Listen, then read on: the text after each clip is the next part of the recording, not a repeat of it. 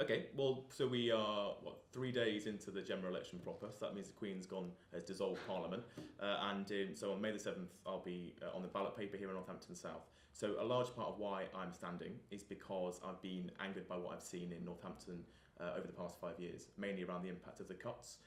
Youth unemployment, there's in 1 in 4 people under 25 out of work, educational training, and also our National Health Service. What I'm doing is day to day, that means going out knocking on doors, it means answering emails, it means increasingly answering tweets, posting on Facebook, and just really driving engagement so that people, when they make a decision on May the 7th, I've hopefully given them enough information to decide to vote for me.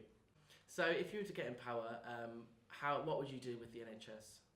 So my main priority is to increase funding in the National Health Service, because as this town's grown, the hospitals stayed the same size, and the result of that has been that we had a red alert in the A&E earlier in the year, which basically means people can't get seen in time, and that's unacceptable. So I'd campaign in Parliament to have basically a major rebuild on Northampton General, including a new A&E, a new maternity ward, a new health and wellbeing centre, all of which would come to about £100 million. Now, the hospital needs that. We've had the conversation with the Trust, but what it needs is somebody in Westminster, somebody in Whitehall who can fight for Northampton down there. And also, we need to overturn private involvement in the NHS. I don't think it's right. The Tories introduced rapid privatisation since 2010 with no mandate, and I'd vote with Labour to overturn that. How are you using social media to get your campaign across? So what I'm just trying to do is meet people on their own terms. So I'm an active user of social media in my sort of everyday life. So I decided that it's easy and a democratic way to communicate with people is to ask questions and get responses and start a conversation on particularly Facebook, where I've got probably much more active than any other social media channel I've got, and also on Twitter.